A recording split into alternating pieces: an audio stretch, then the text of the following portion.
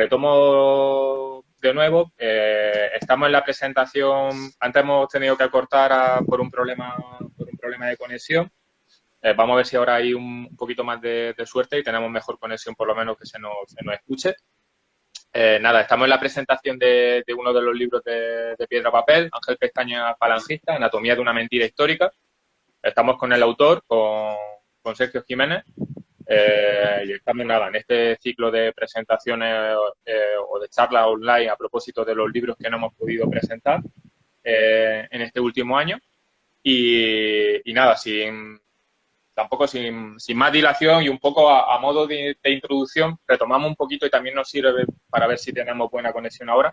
Retomamos un poquito esa pregunta que te lanzaba yo al principio, pues a propósito de tu interés, ¿no? Por esta heterodoxia libertaria, la entrada en el mundo del pestañismo, del treintismo, y qué es lo que te lleva un poquito a interesarte por ella y a investigar a propósito de ella.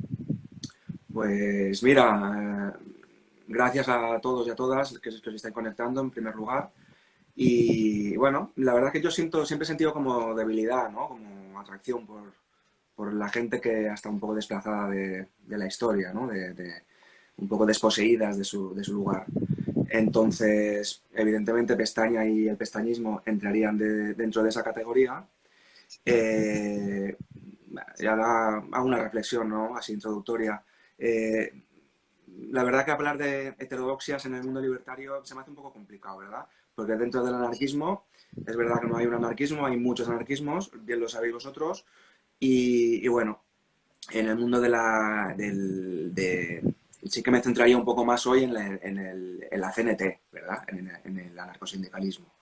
Es bien sabido que ha habido dos grandes corrientes dentro de la CNT, que es la corriente anarquista y la corriente sindicalista revolucionaria, ¿verdad? La heredera de la Carta de Amiens, de 1906, etcétera, etcétera. Ahí ya podemos ubicar a Pestaña. Es cierto que Pestaña en el año 1904 ya lo vemos en mítines reclamando la jornada laboral de 8 horas. Lo encontramos también, según muchas fuentes, en el grupo de afinidad 1 de Mayo, es decir, era un anarquista. Si bien su auténtica trayectoria sindical comienza ya en el año 1914, que es cuando él regresa de Argel y se instala en Barcelona, ¿vale? Entonces, claro, por un motivo u otro, la verdad es que tanto Pestaña en particular como el sujeto colectivo del pestañismo, pues son muy poco conocidos. Y lo curioso es que no haya estudios, porque a verlos los hay, pocos, pero los hay. Lo que sucede es que bien no son ediciones de finales de los 60, de principios de los 70, o bien lo que pasó con la tesis doctoral de Maricruz Santos, que se publicó en Alemania y te cuesta un ojo de la cara, así de claro, o bien porque en su momento no tuvieron la divulgación que merecían, ¿verdad? Y el resultado del desconocimiento es que Pestaña y el pestañismo son fácilmente manipulables. Mucho. Entonces, el del falangismo sí que es verdad que es el topicazo más sangrante, en mi opinión, pero podemos encontrar muchos otros. Pues, a ver, al hilo un poquito de esta introducción, te escuchamos perfectamente, Sergio. Yo creo que hemos solventado un poquito todos los problemas de conexión.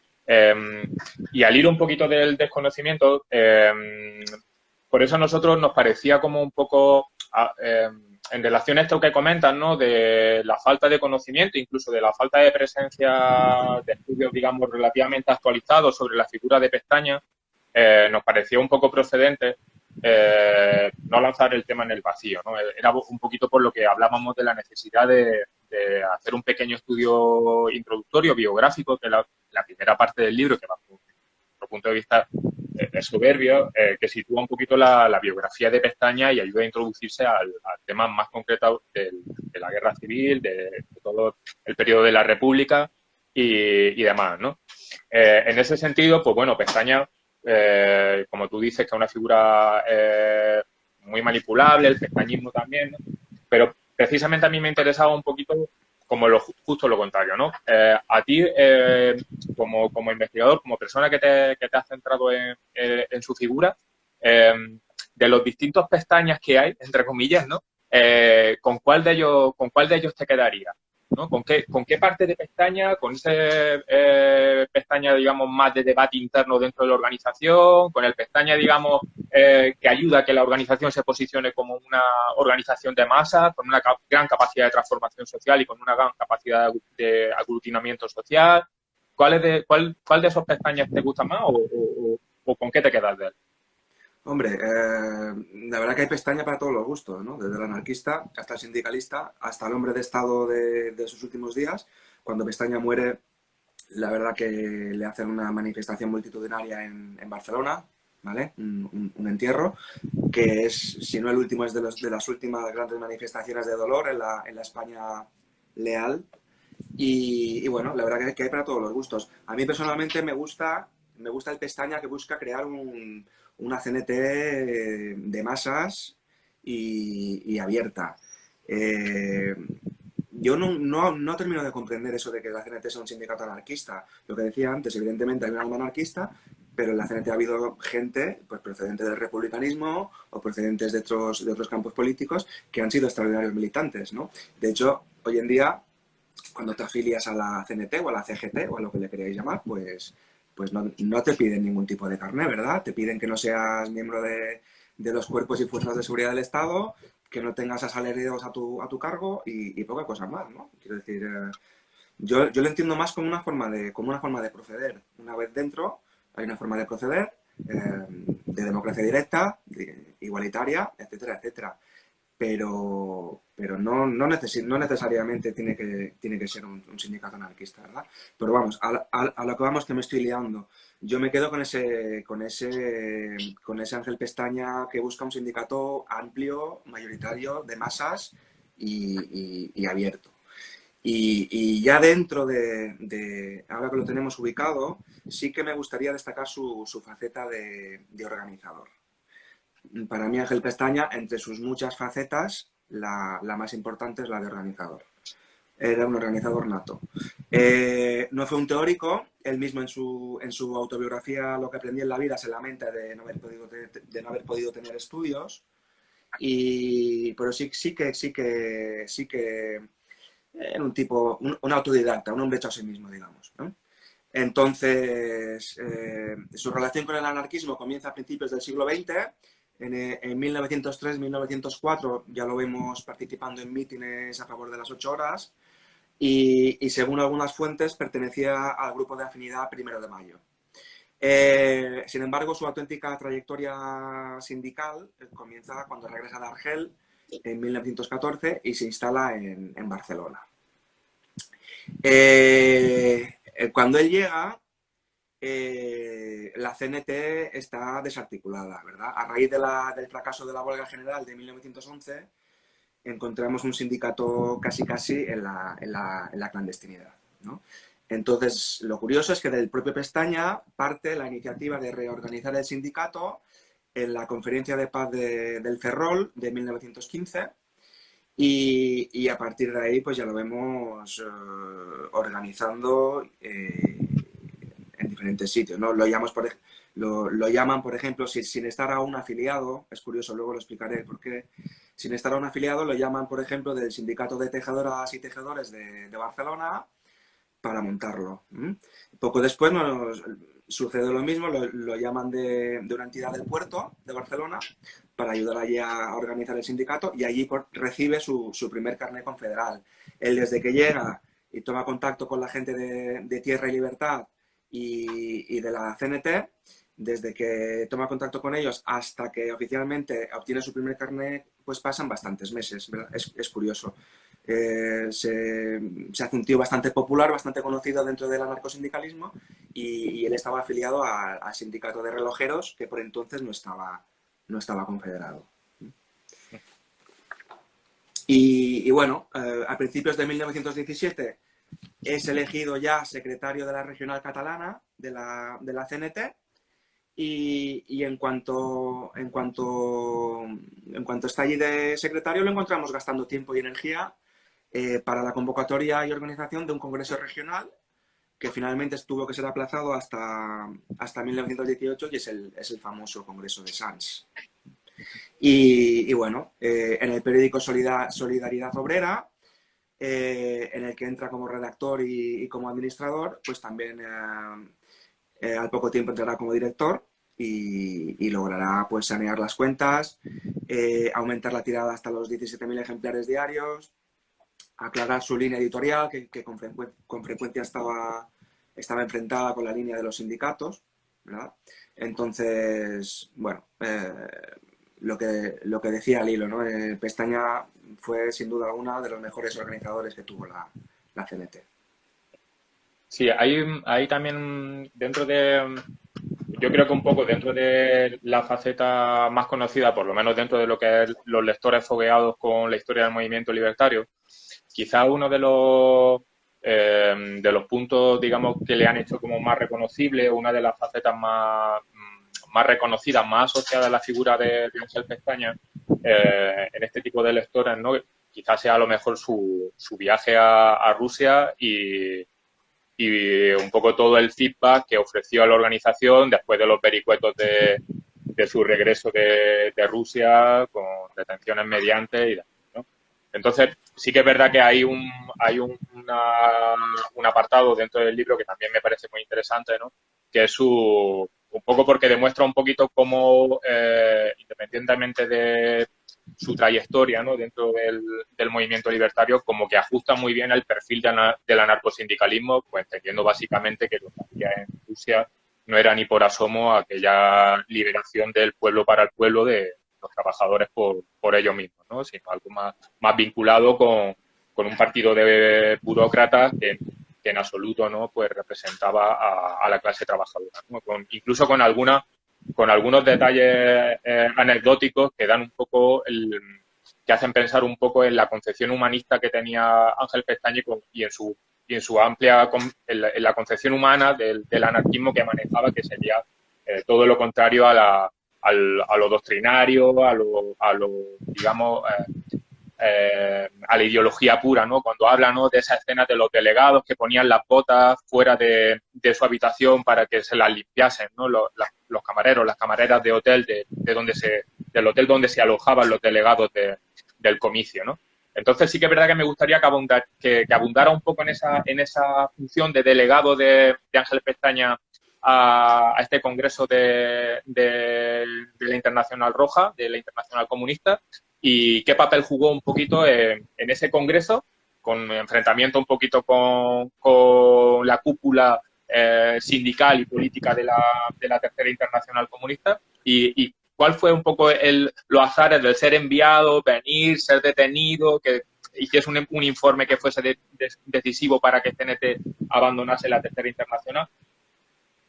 Pues mira, la verdad que hay un poco de lío, porque Sí. Pestaña es verdad que acude al segundo congreso de la Tercera Internacional, de la Internacional Comunista, pero también es verdad que acude a las sesiones preliminares para organizar una internacional sindical roja, ¿verdad? La Profintern, creo que se llamaba. Sí. Entonces hay un poco de lío.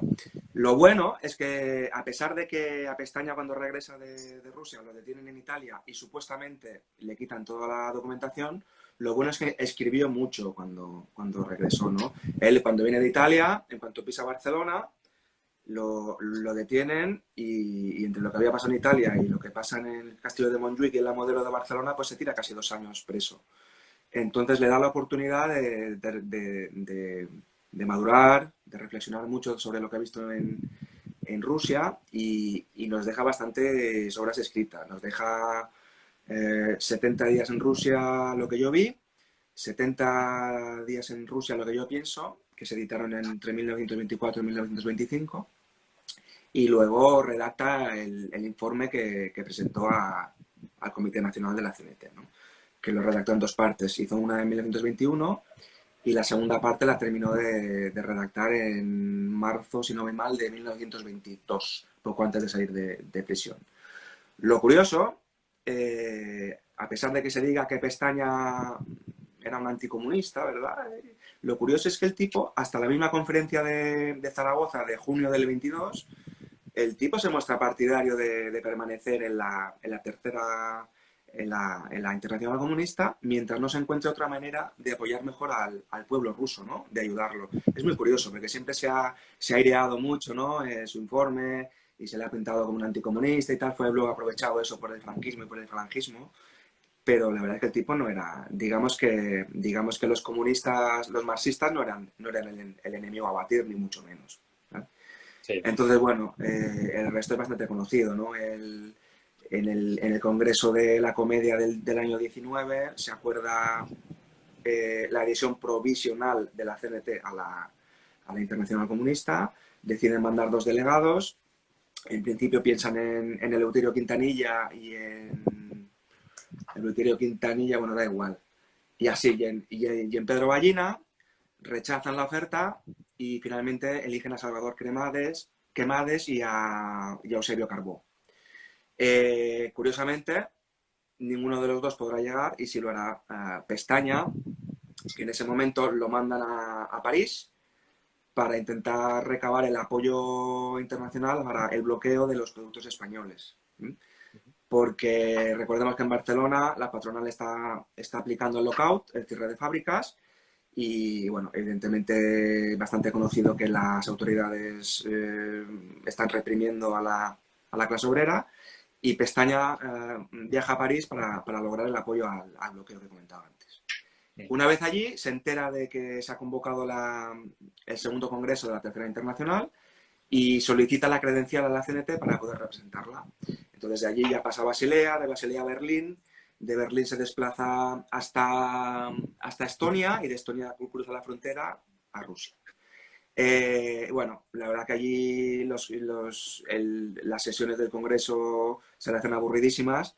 Primero porque hay una traductora ahí que tiene que traducir a 4 idiomas, entonces se muere de asco y solicita que traduzca al esperanto para ahorrar un poco de tiempo y la verdad que ni siquiera le responden la petición, ¿verdad? Entonces deja de acudir a las sesiones. Se dice que Trotsky le interrumpió cuando no es que le interrumpiera, es que los delegados tenían 10 minutos de intervención y los del Partido Comunista pues tenían todo el tiempo que ellos querían.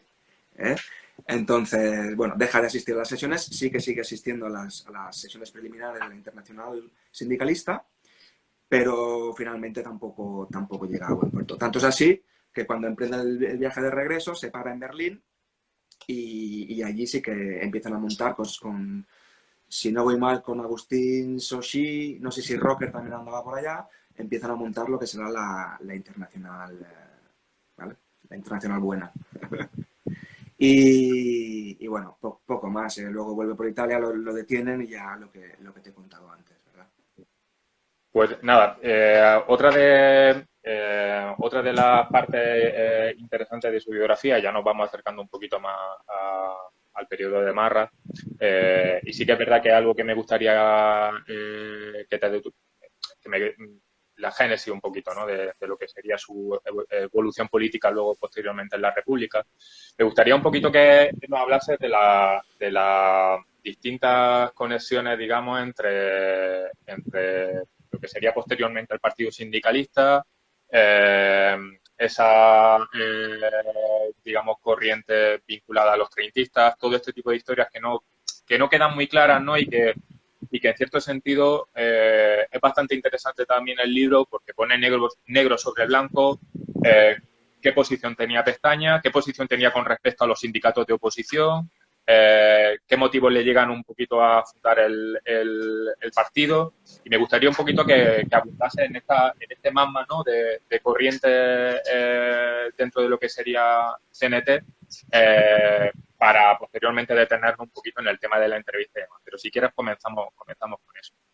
Vale, pues mira, al hilo de lo que contábamos de la revolución bolchevique, pues él viene de allá y bueno, se da cuenta que allá los anarquistas, que eran mayoritarios en muchos soviets, en muchos consejos obreros, pues se da cuenta que habían sido desplazados con una facilidad pasmosa, ¿no? Y luego también se da cuenta de que los revolucionarios allá tienen que lidiar están en guerra con el ejército blanco contrarrevolucionario y que además reciben ayuda de potencias extranjeras, ¿verdad? Él vuelve con esas ideas, con esa imagen. He leído en algún sitio que ahí empieza a cristalizar la idea del partido sindicalista. Bueno, en ese sentido sí, pero realmente eso es bastante posterior, ¿vale? Cuando llega aquí, empieza a plantearse las cuestiones que os acabo de decir. No era un debate exclusivo suyo, no es que fuera una idea suya. De hecho, repito que no era un teórico, pero sí que era un debate que se daba en el anarquismo a nivel europeo. Me estoy refiriendo a la plataforma de Archinov, con los exiliados rusos en París, etcétera, etcétera. Cuando acaba la dictadura de Primo de Rivera, realmente ya nos encontramos, cuando vuelve a salir la CNT de la clandestinidad, evidentemente nos encontramos a un Pestaña bastante diferente del de los años 10 y los años 20. Bueno, su idea, él ve la oportunidad, él y muchos otros militantes de la CNT ven la oportunidad con la Segunda República de lograr avances de todo tipo, ¿no? Económicos, sociales, etcétera, etcétera. Lo que pasa que, bueno, como en tantas otras ocasiones, ¿no? Una cosa son los planes de las máximas figuras de la CNT, en ese momento Pestaña es el secretario del Comité Nacional, y otra cosa es cómo se mueve la gente de la base, la gente de abajo, ¿verdad? Entonces, por mucha discrepancia que hubiera, por mucho que se pelearan durante el congreso el primer congreso del conservatorio, ¿verdad? Del año 31, si no voy mal, pues luego sí que vemos ahí unas dinámicas a nivel de base y de sindicatos que se escapan, incluso mucho más allá de los sindicatos. Entonces, Pestaña y afines se muestran contrarios a la estrategia insurreccionalista, dicen que promovida por la FAI, bueno, promovida por la FAI y no promovida por la FAI. En muchos pueblos hay levantamientos y nacen de la propia gente de allá, ¿no? Sin necesidad de nadie que les espolee o que les lidere, ¿verdad? Pero sí que es verdad que era partidario de planear muy bien las insurrecciones, planear muy bien las huelgas. Según sus palabras, la concepción infantil y peliculera de la revolución no lleva a ningún sitio. La revolución cada 3 días, que también lo usa bastante en sus escritos, la revolución cada 3 días no sirve de nada porque acaba en eso.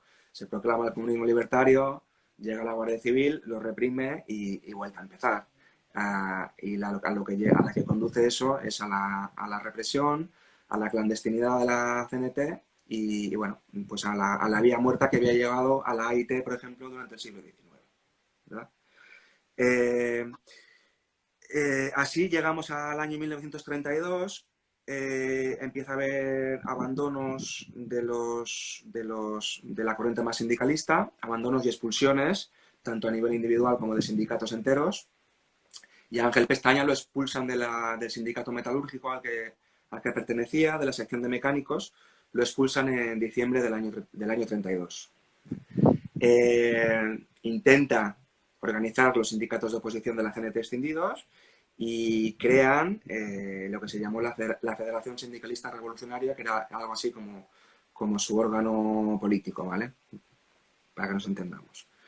No es que fueran políticos, era una forma de organizar los sindicatos. ¿Qué pasó? Pues que se llegó a una vía muerta. Hablábamos antes de que Pestaña era un tipo muy pragmático y Pestaña en el año 33, a finales de año, se ha dado cuenta de que los sindicatos de oposición y la Federación Sindicalista Libertaria han fracasado en su intento de atraerse a la militancia de la CNT. La mayoría permanece fiel a la CNT oficial y en muchas regionales, por ejemplo, ni siquiera se llega a dar una escisión. Conviven ahí en su seno las tradicionales corrientes sindicalista y anarquista. No solo eso, sino que muchos sindicatos como el suyo, el metalúrgico de Barcelona, pasa a estar controlado por los comunistas del BOC, del Bloque Obrero y Campesino. Con lo cual se da cuenta de que mucho del trabajo se les ha ido al garete y llega a un punto muerto. Y entonces, como llega a un punto muerto y en ese momento la CNT ya no está como en el año 31 creciendo el número de afiliaciones y a la ofensiva, sino que está a la defensiva y bajando su número de adherentes.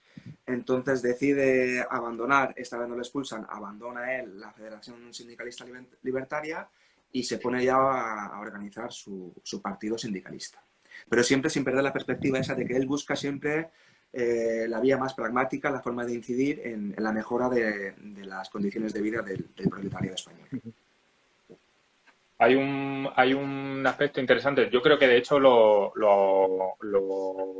has mencionado, ¿no? En alguna de las entrevistas que te han hecho por ahí. Creo que fue de hecho en la entrevista que te hizo Archive, ¿no? En la linterna de Diógenes, ¿no? Que al hilo un poquito de definir cuál sería la esencia, ¿no? O algo, digamos, que permita pensar en ese partido sindicalista. Pues no es parangonable porque no vienen de las mismas tradiciones, ¿no? Pero sería como asociarlo a algo así como el laboralismo, ¿no? Como un partido, digamos, de representación sindical, ¿no? Hay un aspecto también muy interesante que yo creo que sí que es verdad que por desconocido, ¿no? Porque tiene muy pocos claroscuros, que es cómo leemos, digamos, desde el mundo de la izquierda al fascismo, ¿no? O a la derecha conservadora o ultraderecha en España durante el periodo de guerra, que desde luego es muy interesante tu libro porque entiendo que plantea como una especie de oportunidad para acercarse, una oportunidad para acercarse, digamos, al ámbito de la extrema derecha en profundidad, ¿no? Conociendo sus distintas tendencias, sus distintas estrategias, ¿no? Y planteando un poquito sus limitaciones y su acierto estratégico o como se quiera llamar, ¿no? En ese sentido sí que es verdad que yéndonos quizá al lado contrario y entendiendo que por lo menos a mí ha sido una de las lecturas, una de las partes que más interés me han generado, me gustaría un poquito que me hablases de cuáles son los motivos políticos, no los más prosaicos, ¿no? Sino aquellos motivos políticos de fondo que condicionan, digamos, el intento de acercamiento del fascismo, entre comillas, si se puede llamar así. También es algo que podríamos hablar, hasta qué punto puede haber fascismo o no en España o en esos partidos, ¿no? Pero que es un poco lo que lleva a aproximarse a San Antonio, a la Falange, que es lo que le llega un poco a aproximarse, a querer cooptar a Pestaña y que un poco no hables de ese magma de la derecha fascistizante, la derecha fascista, como quiera, como le quiera llamar, y sus conexiones un poquito con el ámbito del sindicalismo robusto. Pues mira, es condición sine qua non de todos los fascismos crear un partido o un movimiento transversal y para eso estamos en la época de entreguerras en Europa y se trata de crear un movimiento de masas, ¿verdad? Y para eso era condición indispensable atraerse a la clase proletaria. De hecho, si nos vamos al caso de la CNT y al caso español, los primeros grupos ya fascistas en sentido estricto, que podría ser el grupo de Ramiro Ledesma y de la conquista del Estado, que aparece en el año 1930, antes de la proclamación de la Segunda República, pues ya en sus primeros números ya vemos llamamientos a la CNT y a Pestaña en particular, que en ese momento era, como hemos dicho antes, el secretario del Comité Nacional. También les viene un poco lo del sindicalismo, les viene un poco de Sorel y de la interpretación, ¿no? No recuerdo el título de su obra, ¿no? de la consideraciones sobre la violencia o algo así. No recuerdo exactamente, Juan. Sí, sí. Bueno, y entonces el fascismo coge lo que le conviene, ¿no? Que esa legitimación de la violencia y bueno, también... Mira si llegan a retorcer los términos, que por ejemplo, si tú cuando leemos a Ramiro, por ejemplo, hablan mucho de acción directa, ¿verdad? Y la acción directa, evidentemente, puede ser una algarada o puede ser pues ir a negociar con un empresario, ¿no? Sin necesidad de delegar en nadie. Lo que pasa que ellos lo amoldan a sus criterios, ¿verdad? A Pestaña realmente le están tirando la caña desde el año 1930, ¿no? En la conquista del Estado ya aparecen textos con un lenguaje muy rimbombante, ¿no? Pestaña, no es, ese CID, que, no sé, una cosa que da ganas de reír, ¿verdad? Y ya desde entonces, pues ya están intentando pescar a gente de la CNT. Es verdad que consiguen atraer a esa gente como Nicasio Álvarez de Sotomayor, que me parece que estaba en el sindicato de la construcción de la construcción, no, disculpa, de sanidad de la CNT de Madrid, pero bueno, la verdad es que no fue lo habitual, ¿verdad? Los contactos de José Antonio, el intento de aproximación a Pestaña, también nos encontramos con intentos a mediados del año 33, cuando José Antonio aún no ha fundado la Falange, sino que lidera un movimiento llamado Movimiento Español Sindicalista. Y a mediados del año 33, por lo visto, ya hay intentos de aproximación y de lograr algún tipo de acuerdo con él o de contacto. Esto lo cuenta él.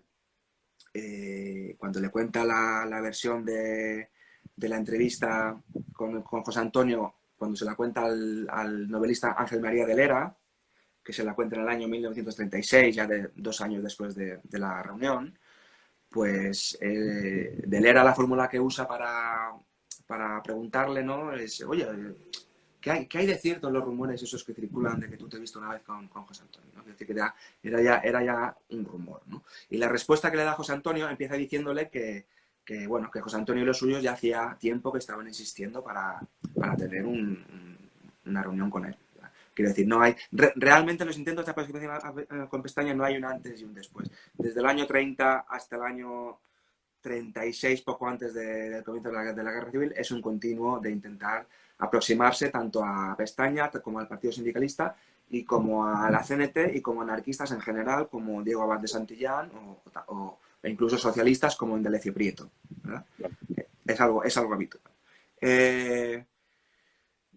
Sí que es verdad que hay algunos puntos que pueden coincidir, ciertas concomitancias ideológicas entre el Partido Sindicalista que fundó Pestaña y la Falange, ¿no? Por ejemplo, la intención de sindicalizar el Estado, ¿no?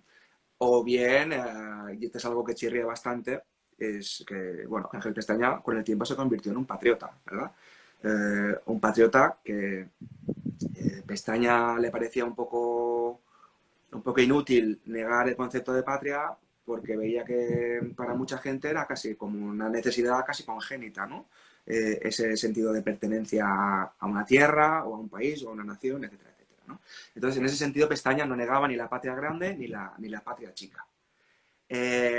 Ahora bien, su patriotismo no tenía nada que ver con el patriotismo del fascismo ni del falangismo, ¿no? de ese patriotismo por encima de todo, sino que era yo lo considero un patriotismo que entronca con la tradición más republicana y con un alto grado de contenido social, ¿no? Y no sé, para comparar un poco con lo que pasa hoy en día, ¿no? Pues un poco por el estilo de lo que propugna un Más País o un Podemos en las fases iniciales del movimiento, ¿verdad?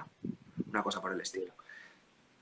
No sé si te contestaba un poco la... Sí, sí, sí, desde luego que sí. Pues bueno, desde luego también uno de los aspectos que parecen interesantes, a mí particularmente más interesantes también yo creo que el libro, independientemente de que sea un libro de historia, también es un libro que permite pensar políticamente la historia de las corrientes dentro del mismo movimiento libertario.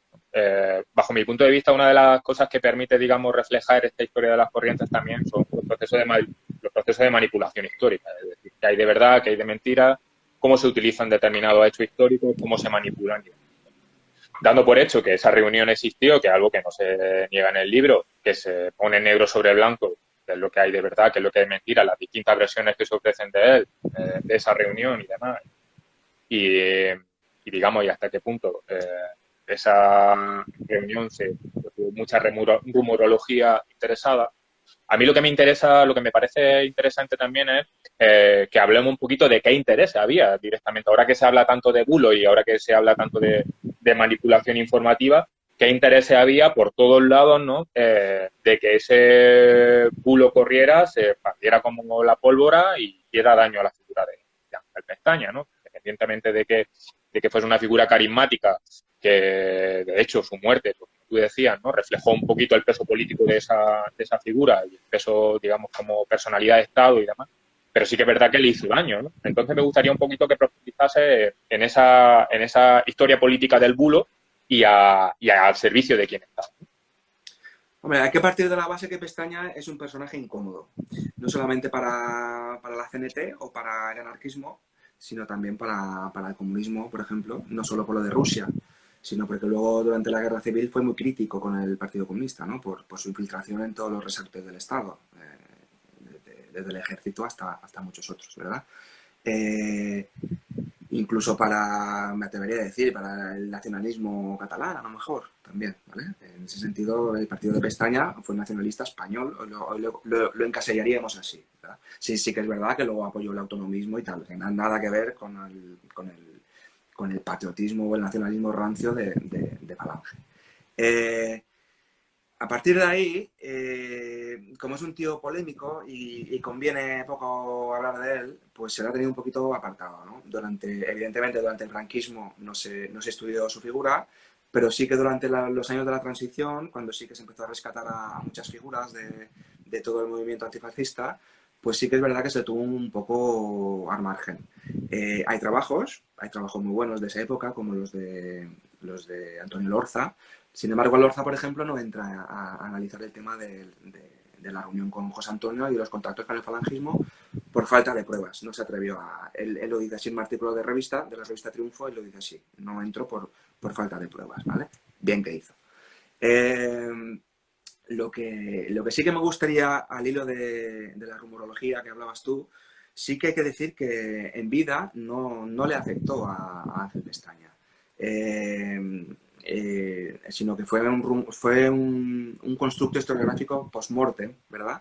En vida, en el año 34, incluso antes, la corriente anarquista de la CNT lo criticó mucho por ser trentista, etcétera, etcétera. Luego, cuando funda el partido político, los moderados de los sindicatos de oposición lo critican muchísimo. Juan López, por ejemplo, en la prensa le da mucha caña. Y sí que es verdad que lo llaman en un momento dado, comparan su sindicalismo con el corporativismo fascista, incluso lo llaman fascista. Sin embargo, no hay ni una sola mención a esa reunión con José Antonio. Ni una. En vida yo no he sido capaz de encontrar ninguna. La única alusión al respecto que he encontrado es en un libro que no he podido encontrar la cita, o sea, no he podido encontrar la referencia de la prensa, porque el libro cuyo autor no recuerdo ahora, lo saca de la prensa. Es curiosamente que José María Albiñana, que era el líder de un partido fascistoide, echa en cara a la Falange que mantuviera contactos con Pestaña, ¿no? Con el izquierdismo. Estamos exactamente en el 15 de febrero de 1934. Entonces ya te digo, en vida no le afectó. Sí que es verdad que cuando empieza la guerra civil, sí que es verdad que se produce el fenómeno del quinta columnismo y de los emboscados en muchas organizaciones de izquierdas y antifascistas. Y sí que es verdad que en el Partido Sindicalista se les colaron muchos reaccionarios, es cierto. De hecho, Pestaña emite una circular del partido en el que da aviso del peligro que hay en aceptar en el partido a todo el mundo sin pasar filtros, ¿vale? Era consciente de todo ello. Ahora bien, ya te digo, Pestaña muere en diciembre de 37 y la verdad es que los rumores sobre la cita y el pretendido falangismo de su partido y de él pues no le afectan en absoluto. El constructo historiográfico comienza después. Ya es cierto, durante la guerra, como decía, hubo infiltrados, pero los hubo en todas las organizaciones antifascistas, absolutamente todas. Dependiendo de la región y de la organización más fuerte en cada sitio, por ejemplo, en Málaga el PC era muy potente y no es extraño que muchos reaccionarios obtuvieran el carnet del Partido Comunista, ¿verdad? O en Jaén, ¿no? Que era potente UGT y el PSOE y había emboscamiento de derecha en CNT, ¿no? Por ejemplo, ¿no? correcto. Es así. Cada uno se buscaba las castañas como podía, ¿no? También en el campo contrario. Muchos anarquistas en el campo contrario pues se buscaban la vida para afiliarse a Falange. Es puro instinto de supervivencia. Lo que decía, evidentemente hubo casos como el de Jaén, que tú tuviste la amabilidad de pasarme la documentación, como el de un tal Ginés Campos, ¿verdad? Que era un auxiliar administrativo, un funcionario de ahí de la ciudad, que vamos, que tenía todos los carnets. Tenía el de la CNT, el de Solidaridad Internacional Antifascista, montó ahí el partido sindicalista y se dio la curiosidad que cuando se acabó la guerra y entraban las tropas franquistas en la ciudad, pues los reaccionarios esperaron a las tropas en la sede del partido sindicalista de ahí, de la ciudad de Jaén, ¿verdad? Pero ya te digo, el mito empieza con los historiadores franquistas y falangistas poco antes de que termine la guerra civil, y es un continuo ya que llega hasta los años de la transición. Y bueno, son memeces y estupideces que lo triste es que van pasando luego a historiadores del campo Serio. ¿vale? Serio, del campo libertario. Del campo libertario y del campo liberal y del campo marxista, ¿vale? Son cosas que se van copiando unos a otros y curiosamente llega hasta la actualidad. También toman otros casos, como el del cincopuntismo de los años 60, que para los que nos estén viendo, pues fue un intento de incorporar a la CNT al sindicato vertical franquista, ¿no? En los años 60. Es cierto que encontramos algún negociador del partido sindicalista, como Natividad Zabalia de la agrupación de Madrid, y es cierto que alguno desde el exterior parece que dio el visto bueno, pero la inmensa mayoría de pestañistas rechazaron esos contactos del mismo modo que lo rechazó la inmensa mayoría de la CNT. ¿No? Entonces, también, no sé, me da la sensación de que a veces el pestaña y el pestañismo se han convertido un poco en el estercolero, ¿no? de las miserias de la CNT y del anarcosindicalismo, ¿no? Todas las cosas raras que hay ahí que chirrean un poco, pues ¿a quién le echamos la culpa? ¿A quién le cargamos el muerto? Pestaña y al pestañismo, ¿no? Si de todos los muertos durante la guerra, muchas corrientes historiográficas le cargan el muerto a los descontrolados de la FAI, ¿no? Pues dentro del movimiento libertario, muchas de las miserias pues se la cargan a la pestaña y al pestañismo. Es así de triste. Ha pasado. Evidentemente no todo el mundo lo hace. El que haya leído un poquito pues sabe que eso es falso. Pero sí que a fuerza de repetirlo una vez tras otra, pues el mensaje va calando y las estupideces pues se van incrustando ahí en la figura de pestaña y de su partido político. Entonces, a partir de ahí, criticar al partido, criticar a pestaña, evidentemente, cada cual con sus motivos, que seguro que no les faltarán, pero yo creo que hay que hacerlo, la crítica se tiene que hacer con seriedad y con rigor. Yo una pregunta más en el plano personal, desde luego, ¿sabes? Como historiador, ¿no? Tú eres historiador, yo soy archivero, sabemos un poquito, ¿sabes? Lo arduo que implica levantar historias bien documentadas, historias solventes. Sí que es verdad que también desde el plano de la edición me gustaría un poquito, ¿sabes? Que me hablases, o cuál es tu visión, ¿no? Pues de la necesidad un poco de alumbrar historias incómodas para todos. No solo para sectores que en un determinado momento pues, han tenido la capacidad, ¿no? de los medios, el poder para escribir la historia de ellos, ¿no? Sino que en la medida en la que uno pone negro sobre blanco determinados relatos bien documentados y demás, se pueden seguir generando incomodidades y se pueden generar nuevas problemáticas, ¿no? O sea, yo pienso, por ejemplo, en el tema un poquito de apuntar en biografías de personajes incómodos como Manuel Escorza, este tipo de personajes sobre los que prácticamente solo se ha hablado muy de lejos, ¿no? Y con poca fundamentación y con poco rigor, ¿no? Entonces, tú como historiador también de este marginados, sectores sociales desde luego no visibilizados o mal contados, ¿no? ¿Qué papel crees que puede ¿qué crees de positivo que puede tener el hecho de acercarse, ¿no?, a este tipo de historias soslayadas o historias mal contadas, ¿no? Desde luego yo pienso que puede resultar, sigue resultando incómodo, ¿no?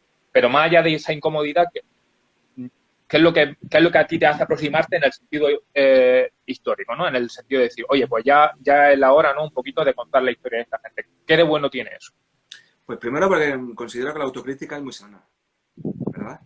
Y en segundo lugar porque muchos de aquellos olvidados y de aquellas olvidadas tienen aportaciones extraordinarias, tanto a nivel teórico, aunque no fueran teóricos la mayoría, porque eran autodidactas, era gente que se formaba en la trena o por las noches después de trabajar, pero sí que tienen cosas interesantísimas. Pestaña habló mucho, por ejemplo, de la acción directa.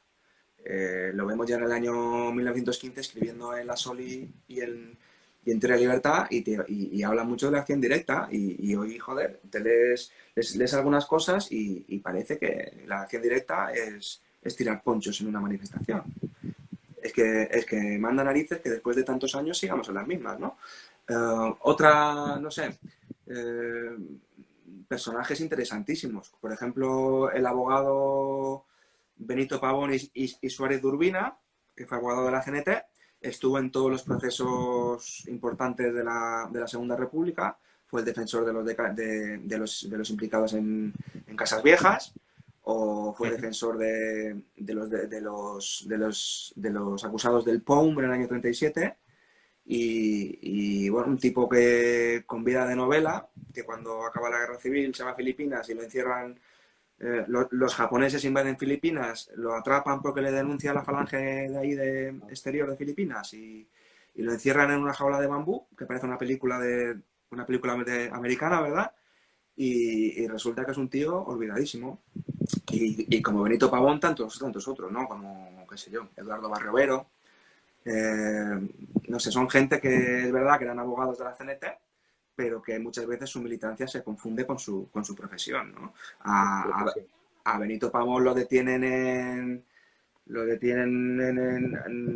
ahora no recuerdo la ciudad, no sé si fue en Huelva, vamos, lo detienen y los sindicatos de allá montan una huelga general. Quiero decir, que eran tipos con mucho peso, ¿verdad? Y bueno, pues entre las aportaciones teóricas y enseñanzas de vida y la autocrítica que te decías antes, me parece muy interesante rescatar todas aquellas enseñanzas, ¿no? Claro. Desde luego, por ejemplo, sí que es verdad que es algo que es grato, bajo mi punto de vista, yo creo también que es algo coincidente dentro de la gente del mundillo del ámbito editorial, desde luego, es que ahora mismo, por lo menos, si no hay que lanzar grandes celebraciones, sí que es verdad que por lo menos hay un intento, ¿no?, por parte de mucha gente, y mucha gente anónima también, de intentar, digamos, construir un relato histórico plural, diverso, pero por lo menos con una capacidad de intentar llegar, intentar transmitir, generar buena divulgación, ¿no? Volvamos otra vez un poquito al plano más personal, preguntas que ya se escapan un poco de lo que es el ámbito del libro, ¿no? Pero un poco es gratificante, por lo menos bajo mi punto de vista, que historiadores serios, historiadores que trabajáis con la documentación de manera rigurosa, también como que estéis combinados a hacer buena divulgación e incluso apoyar herramientas de divulgación tan interesantes, por ejemplo, como ser histórico, ¿no? Pienso, por ejemplo, en la labor que estáis haciendo tú o que está haciendo Francesc Tour, que está haciendo, por ejemplo, Fran Fernández, toda la gente que está en torno a la cuenta de ser histórico. También por eso, ¿no? Porque también es coincidente, por ejemplo, o incluso alcaides de la interna de Dios, ¿no? Cuando, por ejemplo, Francesc Tour cuenta esta historia de los olvidados, ¿no? Sectores sociales que desde luego no han merecido prácticamente algunos ni muy poca atención en la historiografía, ¿no? Me gustaría un poquito que me hablasen, ¿no?, de toda esta pléyade de iniciativas que, si bien pueden ser más o menos minoritarias, un poco por la situación generalizada que hay dentro del contexto, pero no dejan de ser interesantes porque plantean, ¿no?, determinados cimientos de cómo funcionar, ¿no?, de cómo hacer buena divulgación, de cómo intentar no enterrarse, de cómo intentar que no sean debates de galería, sino que sean debates con proyección, que tengan capacidad, digamos, de generar pensamiento hoy en día. ¿Qué Sí, visión tienes tú de todo esto? Pues mira, me parece que son iniciativas interesantes en el sentido de que se trata de hacer historia con rigor y sin caer un poco en lo, no sé, no sé cómo, en el academicismo, ¿no? En hacer las cosas muy complicadas y que la gente luego, la gente a pie de calle no lo entienda, ¿verdad? Eh, yo creo que se puede hacer. En Ser Histórico, desde luego, intentamos hacer una historia social, una historia de los de abajo, y recuperar la memoria de sujetos bien individuales como podría ser Ángel Pestaña o colectivos como podría ser el pestañismo, que es lo que yo hago, o bien de otros colectivos como los homosexuales o los desertores durante las guerras o qué sé yo, muchos otros con los que trabajamos ahí en Ser Histórico. Entonces se trata de hacer eso, se trata de hacer una historia seria, rigurosa, pero que llegue a la gente y que no se aburra, que no sea aquello una cosa llena de notas al pie de página y palabras muy, muy rebuscadas, ¿verdad? Se trata de hacerlo una cosa sencillita y atractiva para la gente común, para la gente, no hablo de gente común como si fueran tontos, me refiero de gente de fuera del ámbito de la historia, que a lo mejor no tiene mucho, no domina algunos conceptos, entonces se trata de hacerlo más digerible sin perder el rigor. Y Claro, en ese hay sentido, una... dime, perdona. Sí, sí, perdona, perdona. No, digo que tanto Ser Histórico como la linterna de Diógenes, como el programa de cápsulas feministas, pues creo que van por ahí, ¿no? Se trata de hacer divulgación. Hay, claro, hay, yo creo que algo en lo que coincidimos mucho, ¿no? Es que si bien es cierto que hoy en día, pues, bueno, no, digamos, no deja de ser la profesión, entre comillas, de historiador, no deja de tener unos nichos, entre comillas, profesionales muy determinados, pero sí que es verdad, ¿no? Si vemos, por ejemplo, si nos acercamos digamos, al mundo editorial, digamos, también a todo el interés que generan este tipo de libros, hoy en día, por ejemplo, vemos que el ensayo histórico sigue siendo uno de las modalidades, entre comillas, del ensayo que más ventas generan, ¿no? Pero es curioso también, ¿no? Ver cómo quizá dentro de esta, independientemente de que haya una gran cantidad de editoriales que apuesten por esa historia social, seguimos viendo un poquito, ¿no? Cómo, al fin y al cabo, la historia revisionista de derecha sigue vendiendo mucho y sigue generando mucho ruido, ¿no? Sigue generando mucho ruido y además con prácticas deshonestas, ¿no? O sea, con un nivel de manipulación histórica que cuesta trabajo pensar, ¿no? En el que, más allá de que es muy difícil, ¿no? Hacer una historia objetiva, y yo no sé incluso si es deseable, lo que no se puede hacer es deshonesto con el manejo de las fuentes y ser en ese sentido, dejar de ser historiador, ¿no? ¿Qué piensa un poquito de toda esta historia revisionista con grandes cifras de ventas, como muy hecha, ¿no? Para acoplarse al debate de la actualidad política más prosaica, más parlamentaria? Pues me parece que estamos en tierra de capillitas y si aquí cada cual se lee el periódico que más, ¿no? que más va en consonancia con sus ideas, si eres de derecha te lees el ABC o El Mundo y si no pues te lees El País, ¿verdad? Pues me parece que con la historia sucede un poco lo mismo. Cada cual lee la historia que le gusta a él, ¿no? Y la que le conviene. Entonces yo creo que ahí entra ya no sé cómo decirte, la profesionalidad del historiador, ¿verdad? Sí, Yo te puedo historiar un acontecimiento o una época y sin ánimo de ser 100% objetivo, porque es imposible, desde el momento que tú eliges un tema y no eliges otro, ya no estás siendo objetivo, sí que bueno, pues te debes ahí a un tratamiento con rigor de las fuentes y a una interpretación rigurosa, ¿no? En ese sentido, a lo mejor no sería falta un código deontológico como tienen los médicos, ¿verdad? sí, Porque sí, sí. tela marinera. Sí.